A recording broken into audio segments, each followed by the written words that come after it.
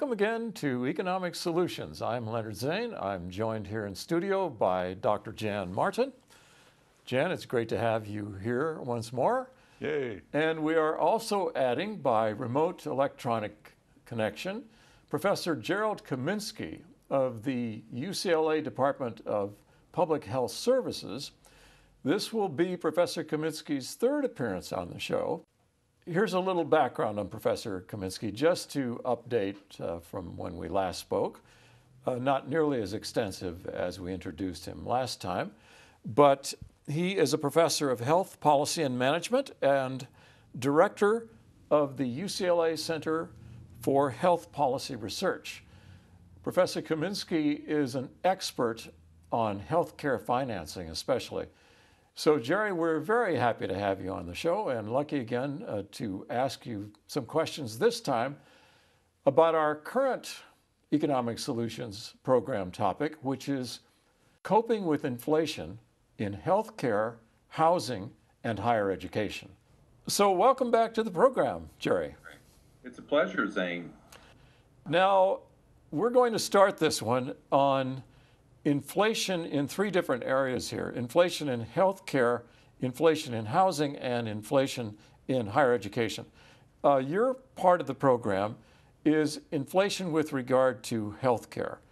Now, before we get to that, I wanted to ask you a little background, because you had explained in one of our previous shows that government involvement in healthcare, or just providing healthcare services to society, one way or the other, began with Bismarck and Prussia. Is that right, or in the 1880s?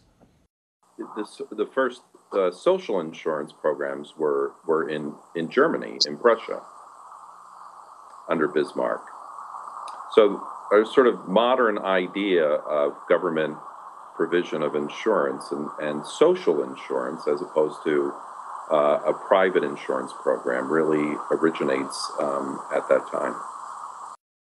You had mentioned in a prior program that insurance for health coverage didn't begin in the United States until 1929, right? First private health insurance in the United States was the Blue Cross plan created at Baylor University in 1929, right about the time of the Great Depression. And so sort of a great irony is that just as the country was sliding into its worst economic crisis of the 20th century, an important private insurance mechanism was being born and grew rapidly during the 1930s, despite the prolonged economic crisis during that decade. Jerry, we're now going to proceed with our slides. We have 7 slides, and most of them, or a number of them, have come from your office with regard to healthcare costs in the United States. So I'm going to switch over, and I'd like you also to look at the slides on your display so that we can go ahead and cover the items on your part of this program. So this first slide shows the comparison of different countries with healthcare costs. So prices per unit of service are increasing rapidly in the United States. And the intensity for the quantity of services per capita are also increasing faster in the United States than in most other nations. Okay, now I'm going to move on to the next slide, which shows a comparison of costs between the United States and other major countries, including a breakdown of private and public expenditure. And so here, Jerry, we're looking at the United States costs the most of everybody, and we certainly spend a lot more private and public. So I'd like you to comment on the differences here. We don't appear to be all that competitive here with the system we've chosen. And so I'd like you to comment somewhat on that. What makes us an outlier relative to these other nations is the huge amount of spending that comes from the private sector. And now just to compare quickly how the United States relates comparatively with other nations, brought up a display here on longevity of various countries, and it shows the United States in bold down there. And so you may want to comment on this a little bit. Well, this is also a widely cited fact that the U.S. spends more than any other nation in the world, both in terms of total dollars and as well as total per capita and as a percent of GDP. So we lead in spending on every dimension, but in terms of health outcomes, the most succinct outcome that we can look at is longevity of our population, and clearly the U.S. lags in that measure, as shown in this slide. Now, I think it's fair, I should say, in fairness, particularly as somebody who's spent most of his professional career now in a school of public health, that we also know that healthcare spending and the healthcare system may not be the primary determinant of the longevity of a nation's population. There are multiple determinants of health, and you're actually going to be dealing with some of those other factors that actually are related to the health status of a population in the other parts of your program. But in public health, we believe firmly that there are multiple determinants of health, and that the healthcare system of a nation is only one factor and may only contribute, relatively speaking, a smaller portion of the population's overall health.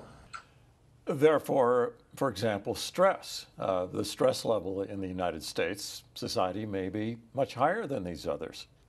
Okay, Jerry, we're now going to move on to the next display, which is a slide that shows health insurance premiums compared with people's salaries, with workers' earnings, for example, shown in blue, and then the health insurance premiums, the rate that they are climbing, compared with the rate that worker salaries are climbing, if you have any comments on that. What we see illustrated in this slide is the fact that real wages have remained relatively constant for an extended period of time, and that virtually all of the increase in compensation to workers over the last 15 years has gone into paying for increased health insurance benefits. There's a real benefit going to workers, but the fact is that man does not live on health insurance alone. So at some point, we need to find a way to increase the amount of take-home pay that families receive from their jobs, and not just say that all of your increases for now and forever will simply go to pay for your health insurance benefits.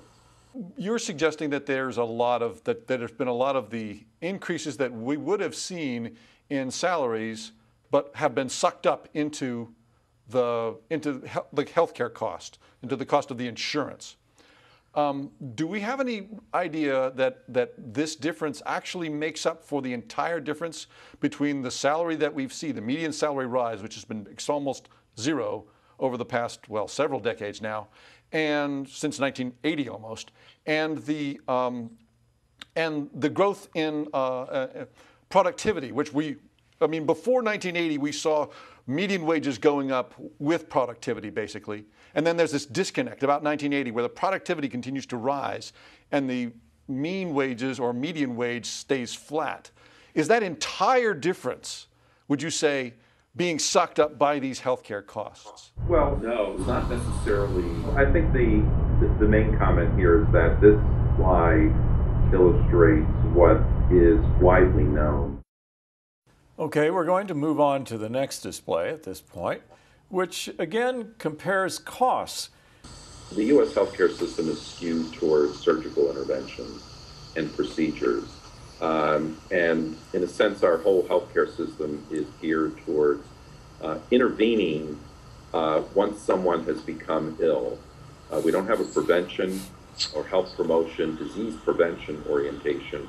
we have a heroic intervention when someone gets ill, and we go in and crack open their chest and perform bypass graft surgery, which is, look, it's an important life-saving procedure that benefits millions of Americans every year.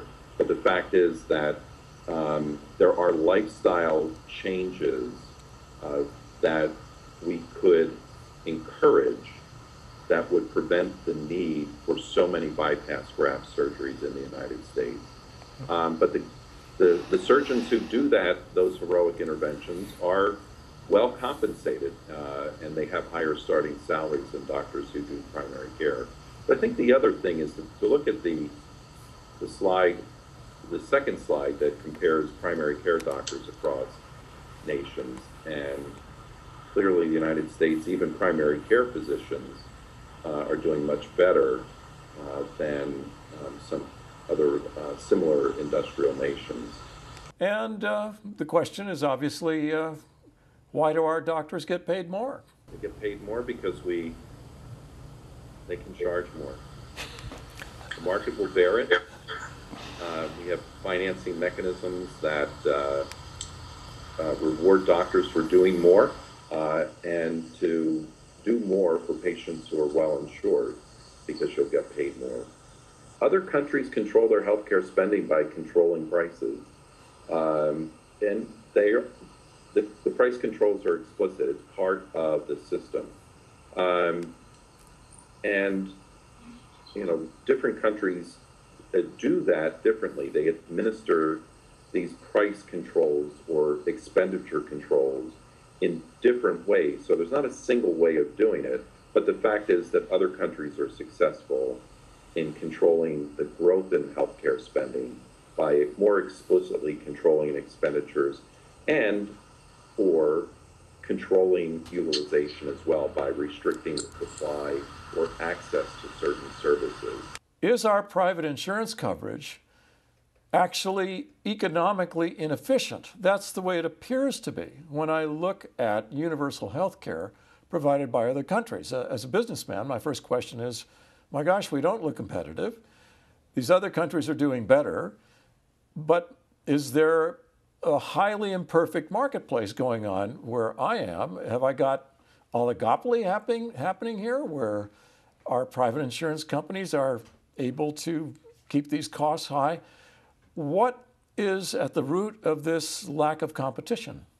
Yeah, I think there's no question that there's economic inefficiency in the U.S. healthcare system. The data that we reviewed in the previous slides, I think, is indicative of a system that has economic inefficiency. So the question is, in a country that prides itself on efficient markets and freedom of markets and deregulated markets, is a world leader in market competition and advocating for competitive markets. Why would we tolerate a market in healthcare that's so economically inefficient? And I think the answer to that is not an economic one, at least not primarily. I think the answer is political. If the distribution of benefits of the current system, if it works well for some people, and those are individuals at the upper end of the income scale, and if it doesn't work so well for people at the lower end of the income scale, then that's a very good explanation about why such an inefficient system could persist. For years, we've lived with a rate of uninsurance where 1 out of 6 Americans have been uninsured. Why would we tolerate that? Because 5 out of 6 have insurance. And here's a simple case where the math works in favor of a portion of the population, and if a smaller portion of the population is disadvantaged, so be it. Unfortunately, we don't like to talk so openly about this sort of attitude towards people at the lower end of the economic at the income scale.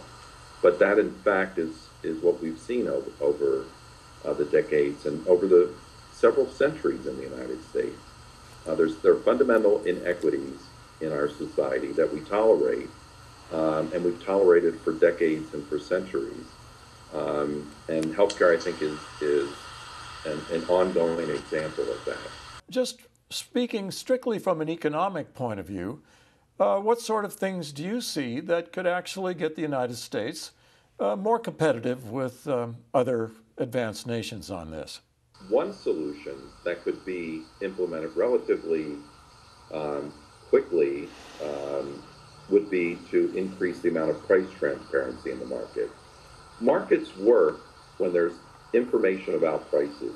Healthcare is unique in the sense that it's the one market in the entire economy, one sector of the economy, where we make purchasing decisions without any information on what the price of the care that we're receiving will be. 15 states in the United States have adopted legislation to create what are called all-payer claims databases that provide public information on what insurers not only bill, or I should say what doctors and hospitals bill for their services, but what they are actually paid for those services by insurance companies. Now, that's something that could be done relatively quickly and easily, both in California and in states across the nation. We've learned about sort of transitional ways of getting from A to B, where getting from our mostly private to a public. And one of those is to add a public option to Obamacare and have that sort of take over a larger and larger portion over time of the large piece of insurance. The other option we've talked about is basically what you've just mentioned. It's called Medicare for All. That's one way of describing it, where we transition into a fully single payer. It looks like Medicare, but it's extended over everyone down from 65 down to 0 as well. That is basically what the other nations that we've looked at in the earlier slides have done. Single payer does not mean that the government completely owns all healthcare providers, but it does control the financing of healthcare. It eliminates the inequities based on the artificial inequities that exist in our system based on what your insurance status is. Under the Affordable Care Act, one option was to provide a public option in the exchanges, but there are ways for the U.S. to transition from the current sort of patchwork of private and various public programs and now public subsidies for private insurance to a system that would be both more equitable and wouldn't have discriminate based on income and would be economically more efficient. All right, thank you, Jerry. I think that sums it up quite well in terms of covering the inflation in healthcare costs and some potential options for us to explore. We are obviously in a globally relatively uncompetitive relationship compared with other countries, and you've, I think, very succinctly explained why that situation exists and how it exists and what some of our potential options are. And now to continue with the second part of our program, where we're going to deal with coping with inflation in housing and higher education. So we're moving on to this part of the program, along with Jan here with me. And the first chart is, was it done by Disney, Jan? That's a good question. This is one that is quite remarkable. Jan is a little closer to the key point that we're talking about. This is the so-called housing bubble. Go ahead, Jan. Yeah. What we're talking about, this is the Case-Shiller Index. Shiller is the guy who recently got a Nobel in economics, I think about a year ago, maybe 2. And he's been doing this for many years. This chart goes all the way back to like 1890.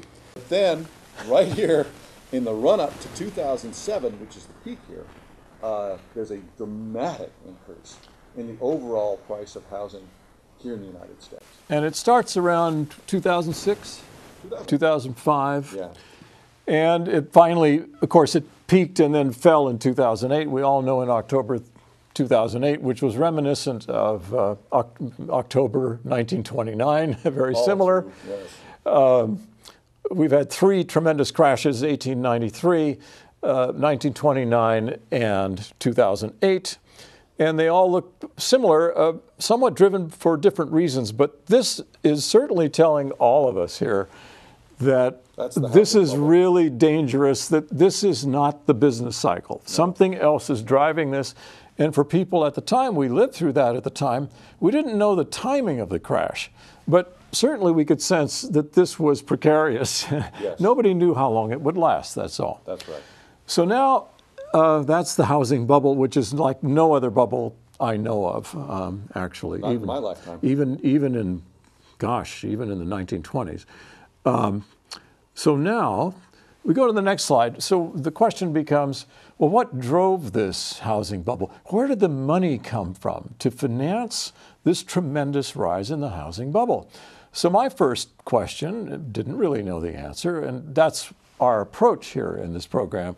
We come in not knowing the answer, and then we research, and we try to find what the answers are, and then report them, and then decide on what solutions might be. Well, so my first inclination was maybe it was U.S. money supply, similar to what occurred in the 1920s, where you had a 62% increase in the money supply. It drove securities and everything else up. But this curve doesn't have the steepness of that one. Right. So this leads you to think, oh, this is not Federal Reserve money fed? Where's the money coming from? Right. And what vehicles are feeding this crazy bubble? So then we get to the next slide, and we think, well, was government a culprit here? We have the Federal Home Loan Mortgage Corporation, which is known as Freddie Mac.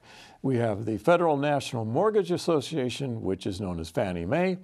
And what they do is that they insure mortgages. And Jan, you might explain a little bit about what they do. Well, they basically make sure that the mortgage loan that was made by a bank won't go bad. They guarantee the mortgage so that the banks will get their money back. Even if someone defaults, they will get their money back. This enables banks to make more loans than they would otherwise, because they might be more strict about whether they're going to loan to a person. But if the loan is guaranteed, they're going to be less strict. They're going to say, oh yeah, well, if something goes wrong, we'll get our money back from Fannie Mae or Freddie Mac. Right. So they are in the secondary mortgage market. They don't originate mortgages themselves. Now, there's a difference between Fannie Mae and Freddie Mac. Freddie Mac will only guarantee whole mortgages. They don't guarantee packages, which Fannie Mae will. Yeah. Fannie Mae will guarantee a tranche or package of loans of mortgage-backed securities, and we'll get into what those are. Right. So that's the difference between those two agencies. They are government-sponsored agencies, but were they culprits in this thing? Here, these two graphs actually show something. That's a good question, and there have been suggestions that that Fannie Mae and Freddie Mac significantly contributed to that big pulse of housing that we saw on the very first slide. And so you have to sort of go back and take a look and see, well, okay, let's see, did they actually do that?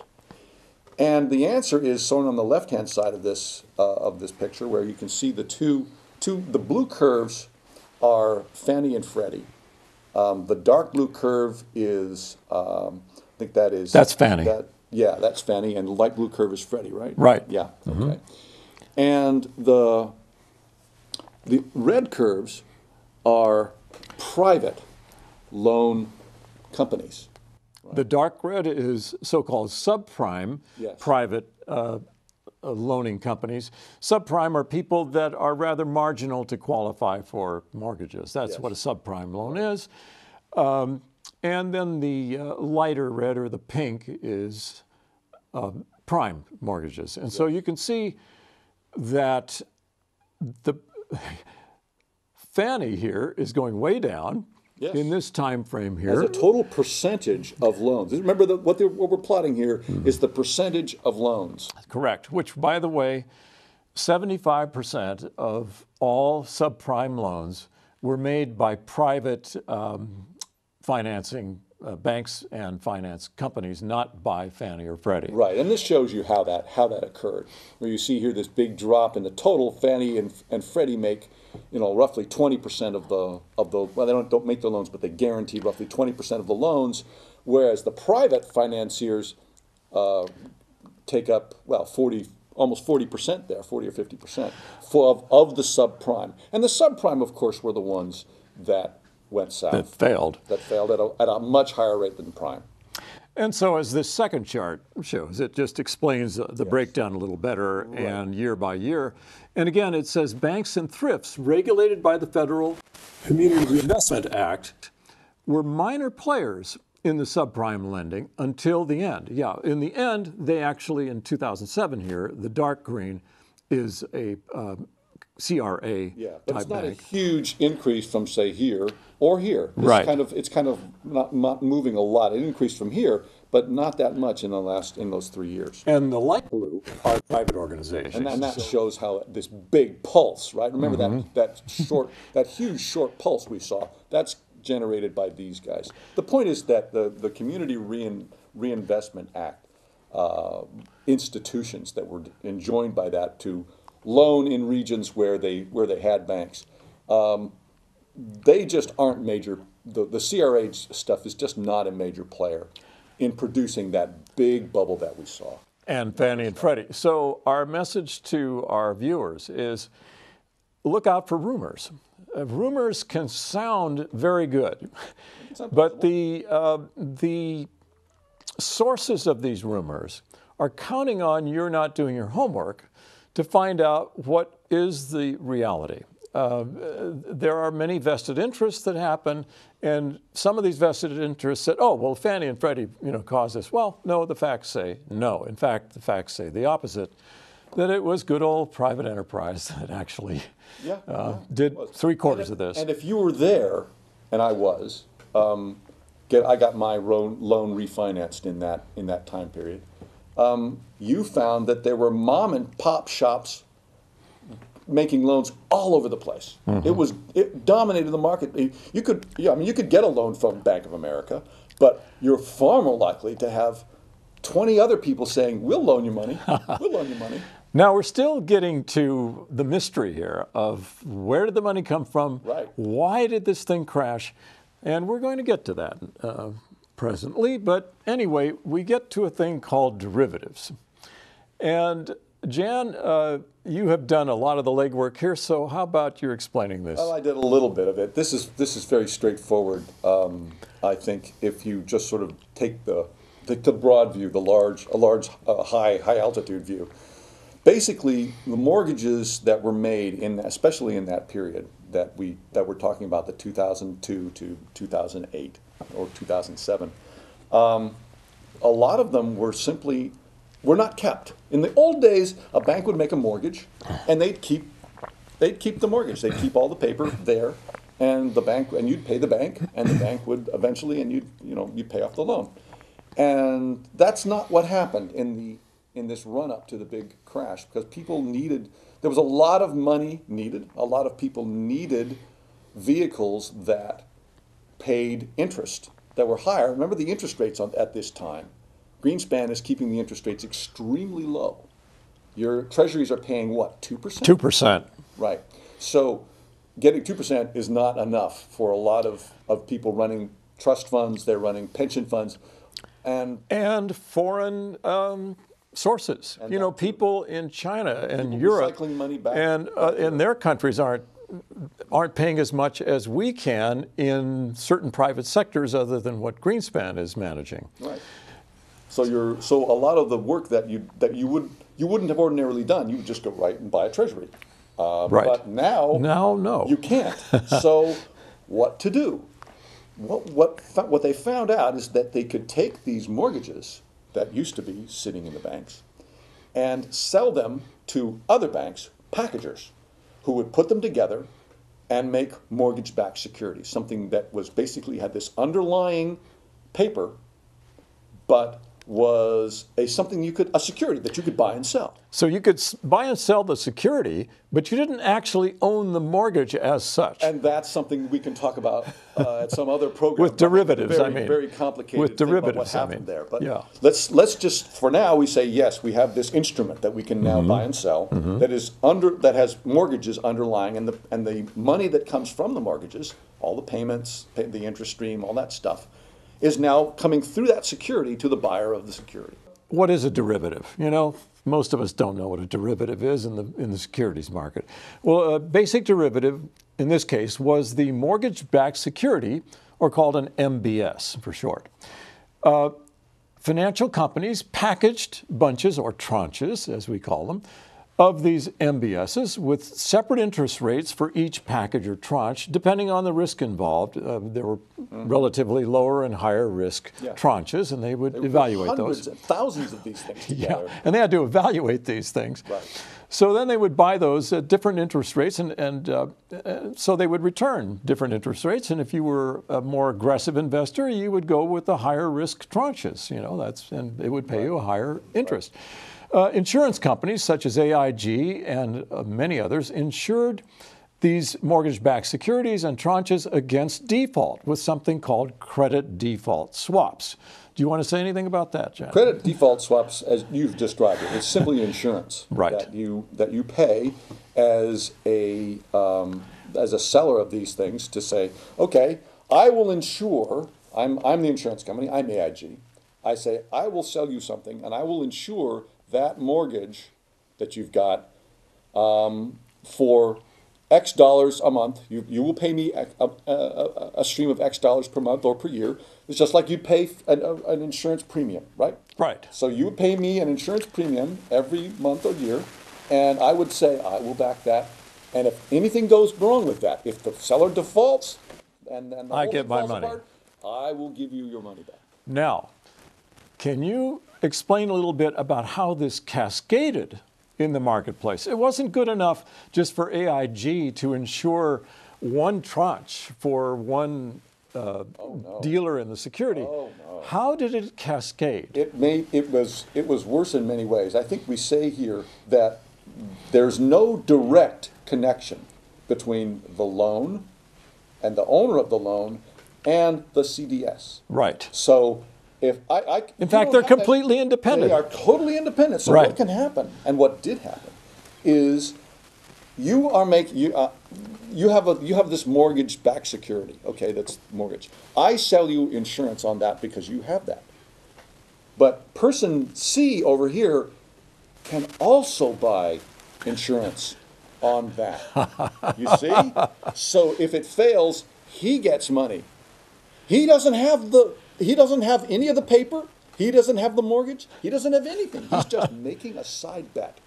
So there's only one owner of this mortgage ultimately, but the securities layer above it gets traded indefinitely. In fact, you can have derivatives based on predicting what the weather's going to do. Well, of course. And you can bet on, and I can get a credit default swap guaranteeing me a return if my investment in certain weather bets is wrong. I can actually get that covered, theoretically speaking, Right. by something like a credit default swap. So anyway, these people are making bets like This crazy. is completely side bet. And by the way, these things that are these mortgage-backed securities are put together in something called a CDO, Yes, collateralized debt obligation. right. And you can put a whole bunch of other stuff in there. You just dump stuff. You in can have there. mortgages and other things in there. Mortgages and student loans and all kinds of stuff thrown into this mess. Yeah. And Can I put thing stocks is- in there?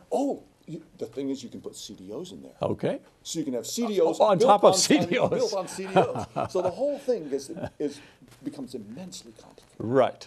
And that's part of we won't get into that exactly. But anyway, okay. Number 3, mortgage derivative buyers didn't own mortgages, only MBSs. That's right. MBSs, and we covered that.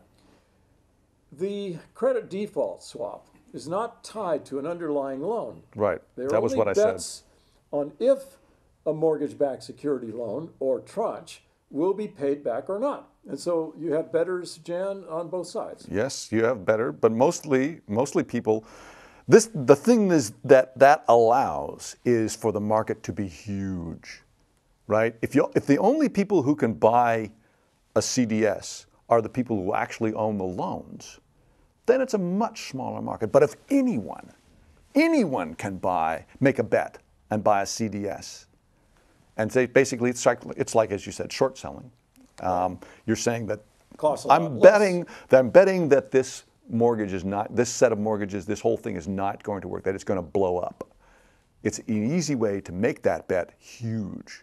So fortunes were made by people Fortunes who were bet made. against these tranches. Fortunes And were made. They could see that a lot of these loans were subprime and likely to fail, or the tranches themselves. And the question, yes. Or the bird's nest of combinations of the types of securities that were in these Yeah, tranches. and they were not. And the thing is, and we haven't covered this here, but I'm going to give you a little aside.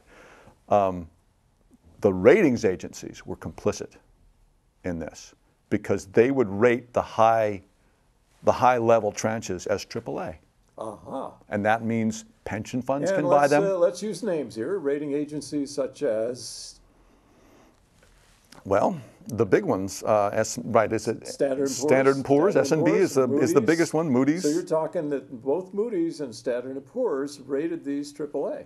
sure did. And they are private organizations whose job it is to evaluate risk.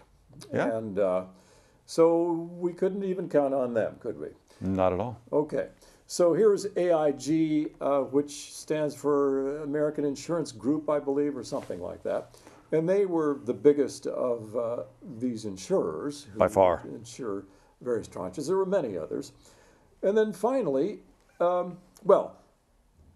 CDS chain reaction. We talked about Sure. cascading here, cascading.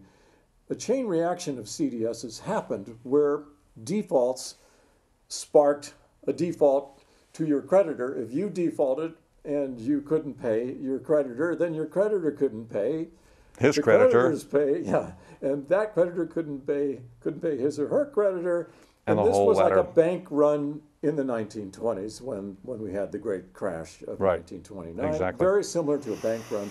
There's no insurance from the government for this. Not for this.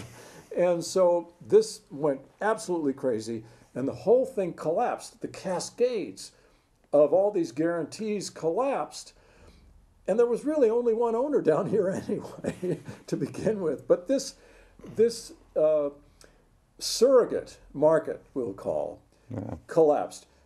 Now, this still doesn't answer one more fundamental question about this, but we'll get to that. So there was the classic bank run of debtors and creditors collapsing, but of a shadow banking system. Right. These weren't Where did banks. Where did the money come from? Yeah. Where These- did the banks get this money? Well, they weren't banks. A lot of them were not banks. As we talked about when the mortgage, a lot of these mortgage suppliers, these private label mortgage guys, are not banks. Are not banks. And let me give you an example of what another member of this shadow banking group, and that is GE Capital. In the run-up to this debacle of 2008, they were the biggest lender of small loans in the U.S. GE Capital. Is that why Jeff Immelt is now getting out of that business? He's getting out of that business, I think, because of Dodd-Frank and the rules that are now in place to keep things from being as profitable or dangerous, as I would say, as they were back then. But the point is that GE Capital had to take a $60 billion handout or guarantee from the government in order to stay afloat. Right. So that cost us, well, they didn't actually cost us, but as a guarantee, they needed it. And so they're part of this whole shadow banking system. You see this there's a ton of automobile manufacturers that have finance arms. Right. All of them are part of this shadow. They aren't banks, yet they lend money and they act like banks in that they lend money long and they borrow short. And we're going to find a little more about the source of the money that they. What money did they We get? saw that It's a curve good question. earlier. That this isn't coming from the Federal Reserve. That curve Nope. isn't that steep. Where's this money coming from? Right. So finally, what could have stopped this bubble from happening? Well, regulation is what could have stopped it. Right. And did stop it up until things were deregulated in 1999. Right, and 1999 becomes a pivotal year for a reason we'll see in the next slide. Yes. Anyway, they could have prevented the bubble by limiting the quantities of mortgage-backed securities that could be sold. And secondly, absolutely prohibiting credit default swaps. Or limiting CDSs to only people who actually own the loan. Yeah, okay, right, to that. But that didn't happen. So this reminds me a great deal of 1929, but the money didn't come from government to fund these devices, Nope. these vehicles. That's what's very different. But we'll get to that in a bit. Okay, we had a whistleblower here. Yes, that's right. We have a One of our heroes. Yes, this is Brooksley Born. She was from Stanford. She was a professor there, I think. She was head of the federal agency that regulates commodities futures. She chaired the federal agency from 1996 to 1999. And so here she is over here all by herself. And here are these titans over here, Robert Rubin, who was Treasury Secretary, and Alan Greenspan, who was chairman of the Federal Reserve, and Lawrence Summers, who had various positions back then in the 90s. I'm not sure what he was. He was He was in the Council of Economic Advisors I think or something. He was Council of Economic Advisors. He later, I think he was he Treasury Secretary for a while? I don't recall. Maybe. But he was very high up. Anyway, I'm going to read this again. In 1997, Brooksley Born warned in congressional testimony that unregulated trading in derivatives could, quote, threaten our regulated markets or indeed our economy without any federal agency knowing about it, close quote. She called for greater transparency and disclosure of trades and reserves as a buffer against losses. Right. In June 1998, Mr. Alan Greenspan and Arthur Levitt, who was head of the Securities Exchange Commission, actually were able, through an act in Congress, to prohibit Brooksley Born from having any power to regulate the derivatives market. And this happened in 1999, where that act went through. She had been in a position since 1996. She resigned on June 1999. Now, it took a long time, didn't it, for this thing finally To blow up. Not actually that long, 10 years, less than 10 years, and it blew up. I and mean, it blew. Well, that's like the 1920s in a way. that's really No, short. analogous Hardly even to a that. business cycle. But she pointed out here that derivatives, they involve so many kinds of things, not just mortgage-backed. The No, derivatives, no. the leveraged value of these derivatives that she's referring to here was $680 trillion in what's known as notional value. Now, notional value is simply leveraged value. It's if we can get into the futures market with a little bit of money, we can control a very great amount of assets with our small commitment or bet or investment in futures. Yeah, the leverage. So the notional value or leveraged value was $680 trillion, which she pointed up was more than 10 times the gross national product of all countries in the world. Now, this isn't the mortgage-backed component. The This is all mortgage-backed derivative. component was about 60 trillion Yeah. out of the 680 trillion, but $60 trillion completely unregulated, completely invisible. Yep. And so she called this, she said, the over-the-counter derivatives market, including credit default swaps, was totally opaque. We now call it the dark market. Yeah. So anyway, she was overruled, said, no, let the regular market go its merry way. And so it did. We saw how it did it. We saw what it did. And now let's look at where did this money come from? It didn't come from Federal Reserve monetary creation No, through we saw banks that. the way the traditional way, and the curve was very mild that we saw there, not much. But look at this curve. So this is actually trade surplus countries taking the profits they're making from trading with us and wanting to get the higher return, of course. And where do Right. you go for that? You go to the United States. So they put Yep. their money in Wall Street, which is what anybody would do. So China, Europe, you name it, Japan, I mean, Yeah. these people are investing here in the United States. And so look at this, it's $500 billion, $500 billion here. Where it peaks, and guess where it peaks?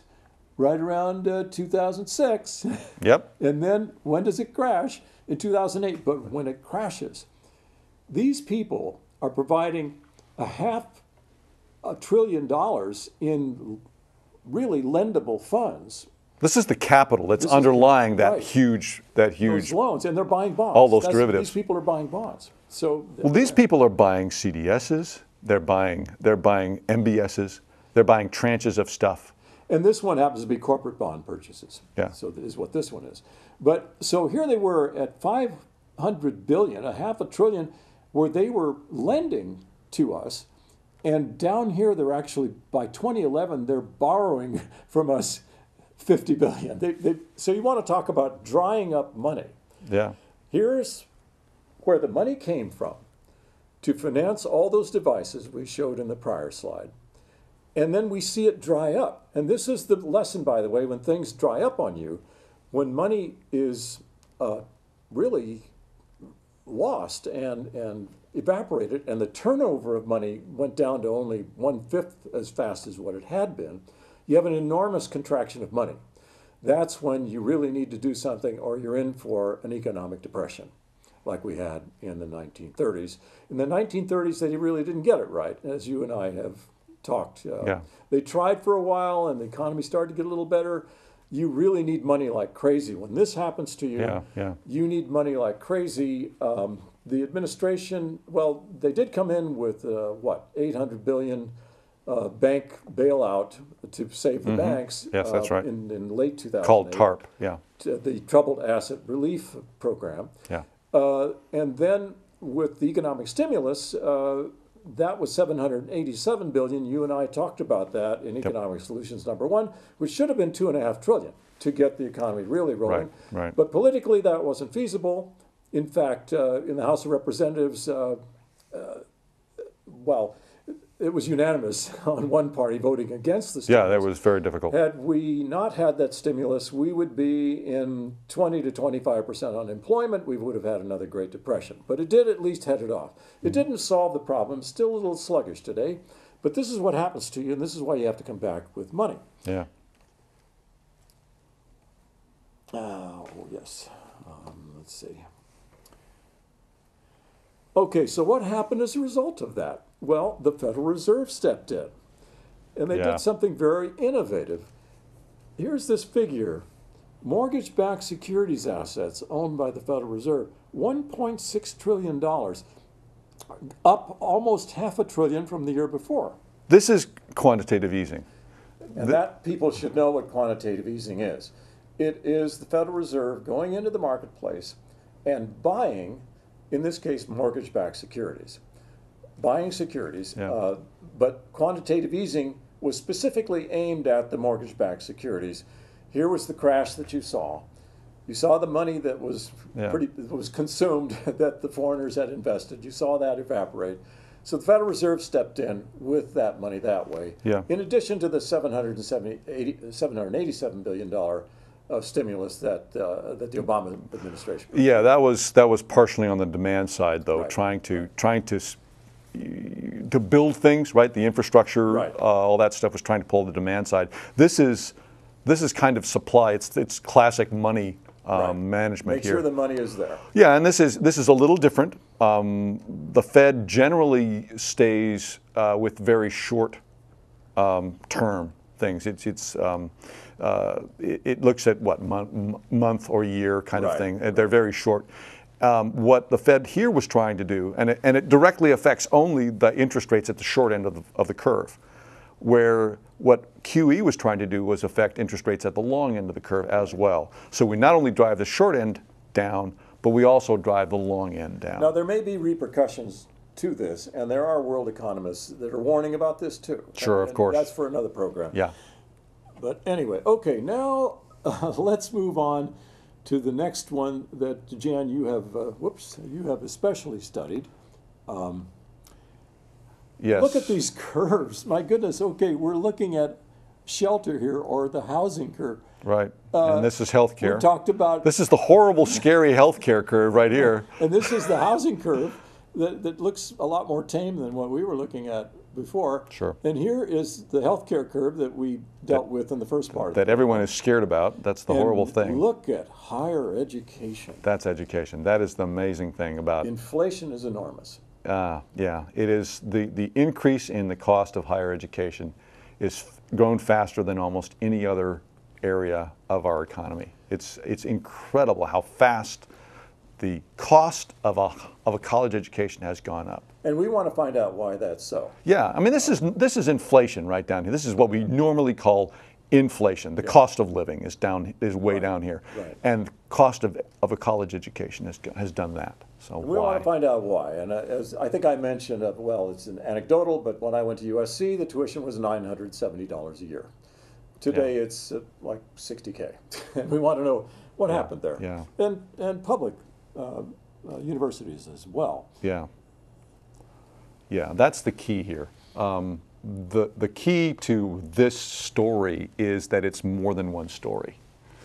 There are different kinds of institutions have suffered different kinds of problems and are responding in different ways. The difference, as you can see here, is the difference between a public, I think this is public and private, right? Yeah, here's private. This is here's private, public. here's public. Now, both of these went up by about a factor of 2, which is sort of good to know. You can see we went up from here to here is about a factor of 2, and here to here is about a factor of 2. But things were basically, the point here I'd like to sort of suggest that is important is that things were flat for a long time. And then here. look at it take off. And it takes off here in about, oh look, 1980. Well, that's interesting. Isn't that when we deregulated? Yeah, Yes. that's the whole thing. Everything seems to take off around 1980, Yeah, in the right. early 80s, late 70s. But that's also when we did a lot of deficit spending in order to come out of the recession that happened before. Remember? That too. We actually tripled the national debt in 5 years from like 1982. And there to was a lot of 1987. DOD spending Yeah, in the Reagan yeah. years as well, Right, right. and so there's Right. many things happen in this Right. in this time period too. But the interesting thing is the inflection is always at the sort of the same place. Deregulation, It's yeah. also the place where the productivity curve detached from the salary of the median salary. Okay. So. And by the way, we should stress here the types of higher education Yeah. institutions we're talking about.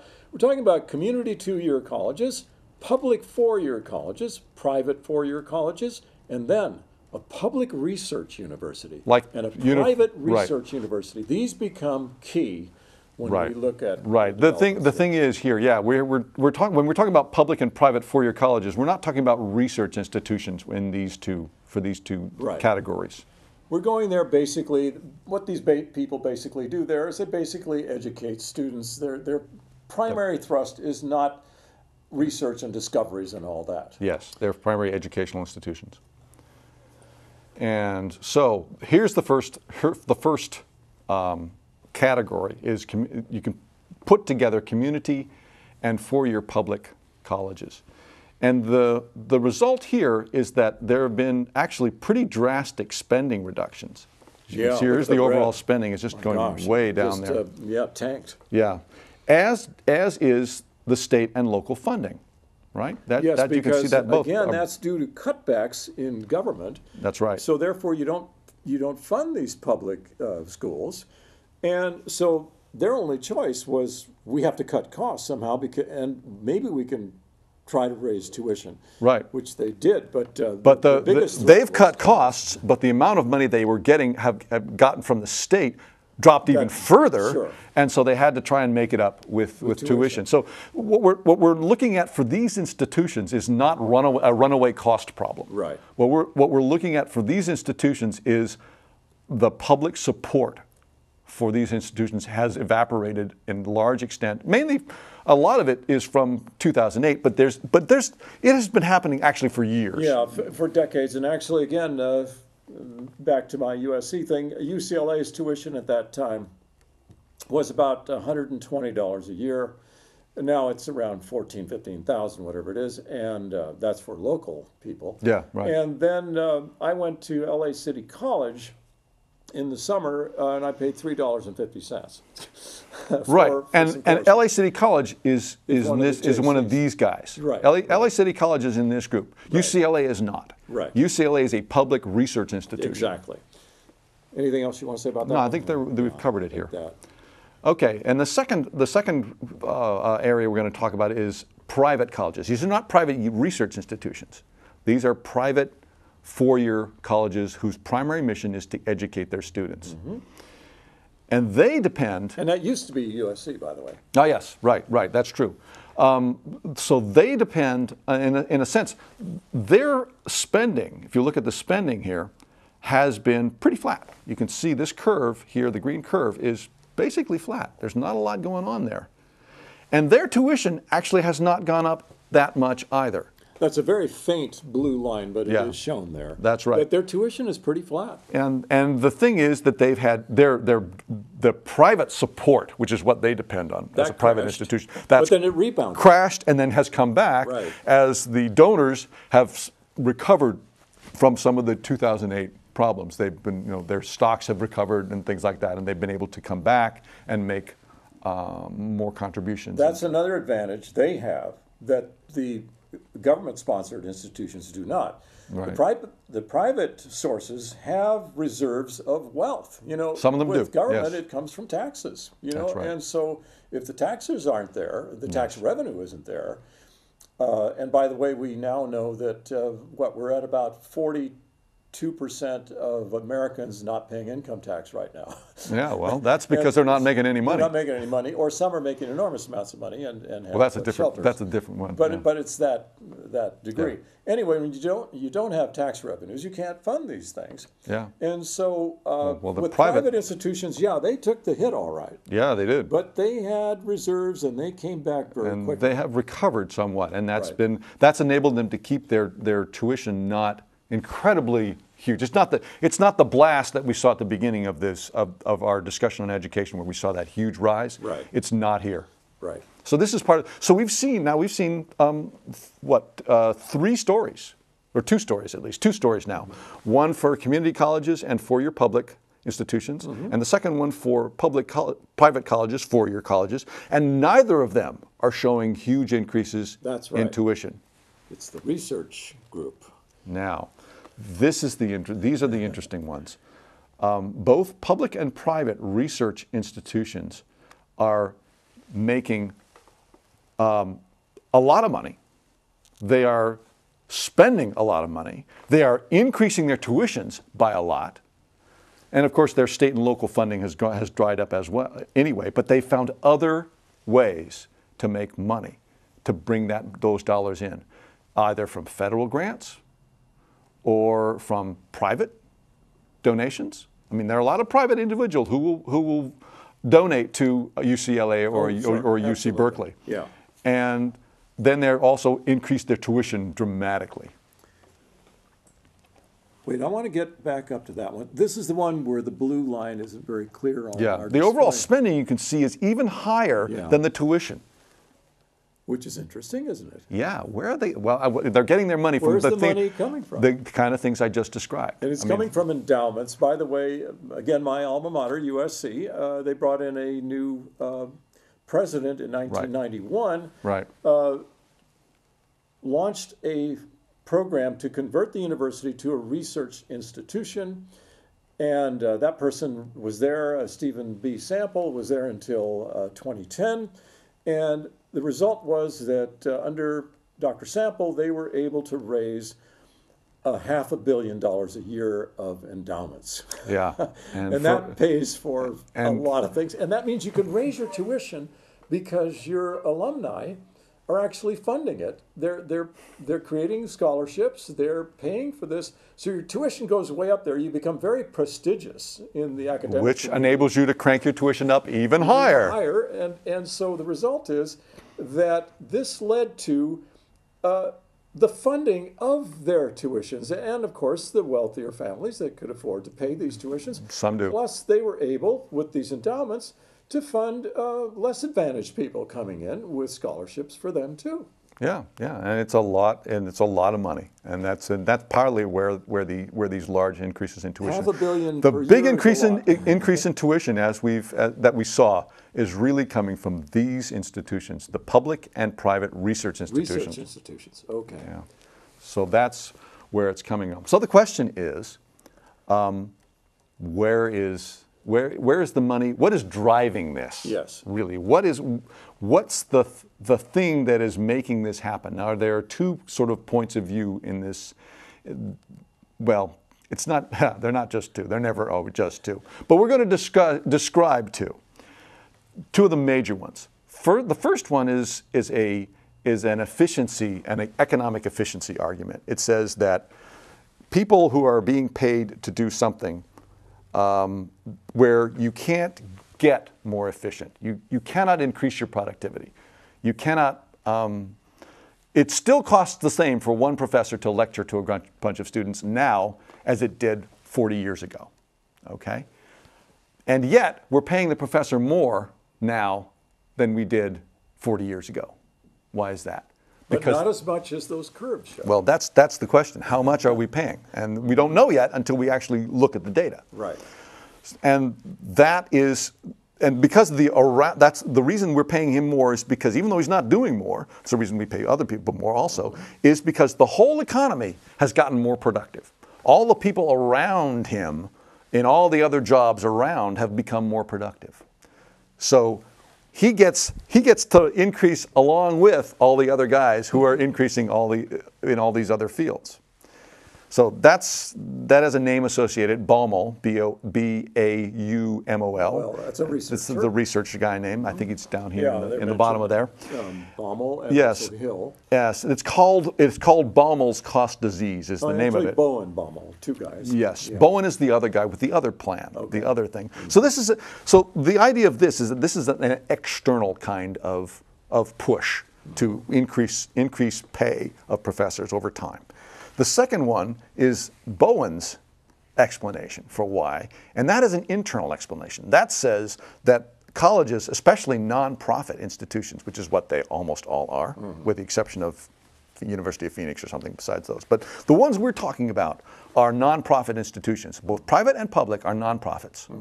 So they don't have a real built-in profit motive to contain costs. Right. In fact, Bowen says what drives the spending in a college, in a nonprofit college, is essentially what drives every bureaucracy. I want to increase the money that's coming to my area of my bureaucracy. I want to, and I will spend every dollar that I get. Budget next year. I will. If you don't spend it, you use it or lose it. You'll lose the budget. You know how that works. In any institution, you're trying to spend everything you get because you don't want to get cut back the next year. Right. So institutions will maximize the amount of dollars they can find, and then they will spend every one of those dollars, and they will do that year after year after year after year. This is the other increased method, and it is driven internally by the structure of the university. Now, if you will explain these numbers at this point. Okay, there's four boxes here. We have public research institutions on the left-hand side and private research institutions on the right. The top one is a very free monetary environment where money is there's a lot of money available. This goes up to 2005. 2005, when everything was doing so well. Right, and then the second one is 2008 to 2011, where money is much more tight. Okay, and this is research done by Martin and Hill. Yeah. Right, and what they did was they built a model using the costs and the money flows that was available in a big data set that they had.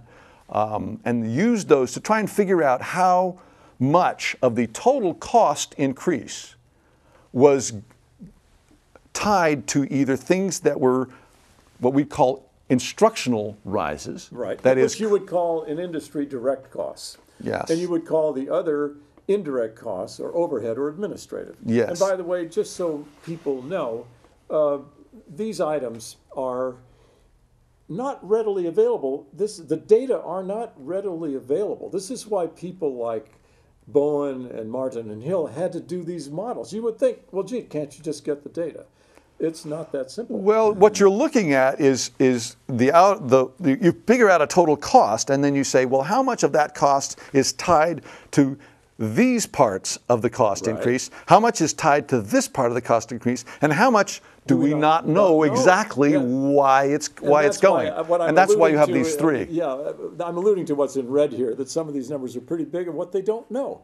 Yeah. We don't have full data access yet. Yeah. But anyway, well, we have a lot of data. We just don't have the right models yet, I would say. Go ahead. But what they do say in general is that now, remember I said these two models, one is external, one is internal.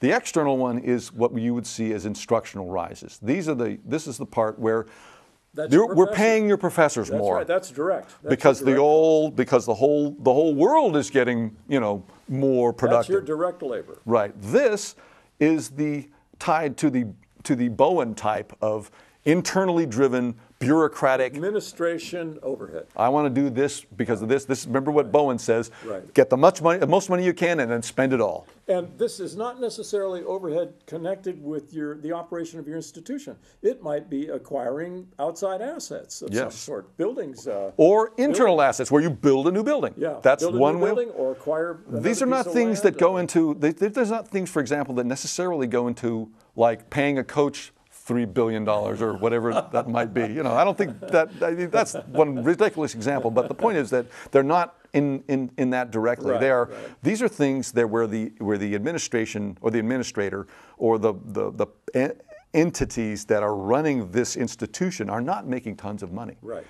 What happens is they hire more of them.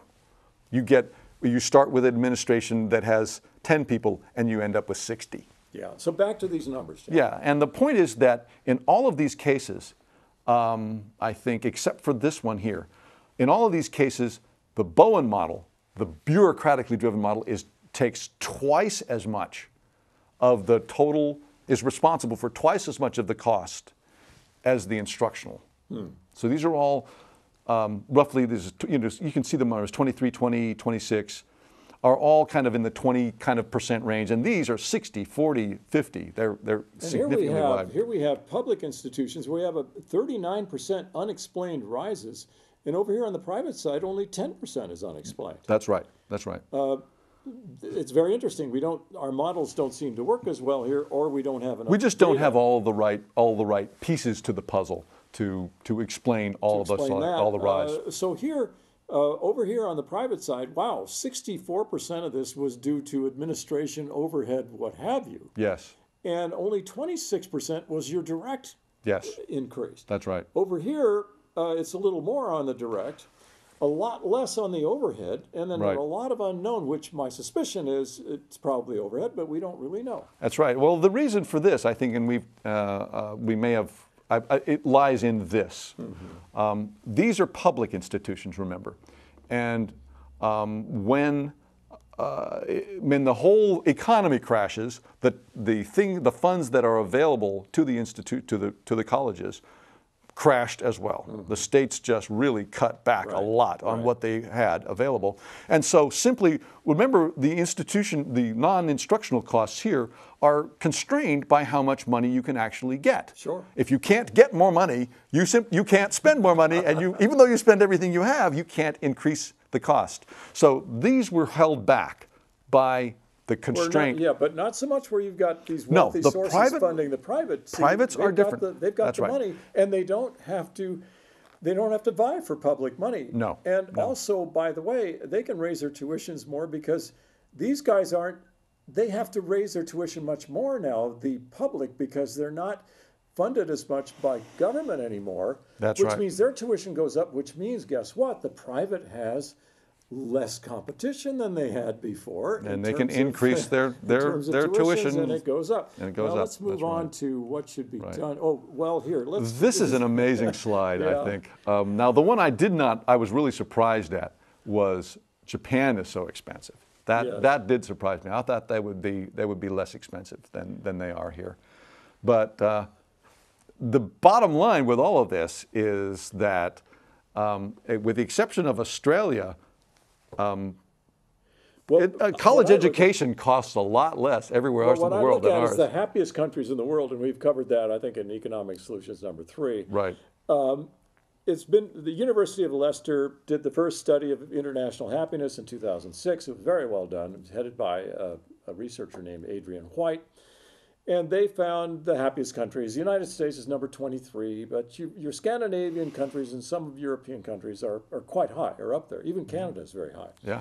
So number 1 was Denmark in happiness, and they are, what do you know, the lowest in going to college. Their tuition is $530. And by the way, everybody has access in Denmark to higher education. There's universal access to higher education in Denmark. Well, you still have to get in. You can't go to the Technical University of Denmark if you don't actually But you have all the access if you can get prerequisites. in, yeah, and unless you want a trade school. And Norway is another one of those happier countries, and they're $600. And then here's Sweden, another one of the happiest countries in the world. All these guys are in the top 10. Yeah. We're number 23. Well, here's Germany, right? At about what? At $933. Yeah, but they're not one of the happiest countries. They But don't they're still qualify. cheap. Yeah, And but they're in still fact, cheap. they're cheaper than this because And they went to zero So recently. you look at our model here, and we're paying all this money, and well, there are many factors that go into happiness. We covered healthcare on that too. Yeah. So okay. Now, what should we do? What's the solution with regard to The point is costs? that there are different solutions for different problems because Exactly. different institutions have different problems. Right. The community colleges and public four-year colleges are just simply underfunded from the state. They Right. need to be funded at a level so that they can keep their tuitions really low so that anyone can go. And that gets to a socio-political issue today going on. Right now, the trend in America is to try to reduce the size of government. That's been kind of a social trend. Yeah. But keep in mind that one of the greatest things about America is our government. We invented a revolutionary new kind of government that worked better than other kinds of governments that came before it. And right now, there's a movement to actually dismantle that, bring it down. Yeah. Well, these other countries are getting a lot of happiness by not shorting government when government can deliver, which we've shown it can in healthcare in the first part of the program. Yeah. And also that it can deliver in other areas. It's actually competitive, which is another surprise. I mean, I come from private industry, and government being competitive, well, what do you know? Yes, government actually can be. Can be. Yeah, So now that's if right. we get into these points. Yeah, so what I wanted to say is that the first one is pretty clear. You need to get more public funding to cover the dramatic losses that have occurred. I mean, I remember education in California when I was growing up we had a lot of funding for education. Well, and it was $120 to go to UCLA. Yeah, and it wasn't an issue to go to a community college, especially was well within almost everybody's means, sure. and even the four-year colleges were quite reasonable. Quite affordable. The state in fact, state I remember universities. very well that going to college, anybody could afford to go to college. Anybody. Yeah. Today, it's a different story in the United That's right. States. That's Okay, right. So, And and of course, government doesn't do anything for or against private universities. Of They do course. what they want to do. and They they're doing fine. And they're doing reasonably well with Yeah. what they've got. But so the questions are really about how do we do with the other public. The public research institution is the issue here. We want to make sure that public research institutions have affordable tuition so that anyone who wants to go to the University of California and can get in. Now we're not going to have no Sure. admission requirements, but I think you should have. People should not be constrained by the cost if they can get in. And exactly. And as we point out here, that the research institutions are likely to bring in more revenues than the non-research. Yes. So if they have a margin, we won't call it profit because they're non-profits, but if they have a margin, actually that might be channelable Yes. to these four-year colleges Yes. and community colleges that don't That have could that help. research Yeah. pull. That could help pull that And that together. could help pull them out by the margins that you make here. Right. Private's got no problem. Private is what it is. I mean, they will determine what they want to do, and if you want to go to Stanford, you will either pay or you'll figure out a way, or someone will give you a scholarship to pay. Well, I think we've covered it. Do you have any other points? No, I think that basically covers what I was interested in Yeah, for the same education here. I think problem. we've covered quite a bit here in this part, and thank you very much for watching. Keep in touch with us for future programs. Thank you.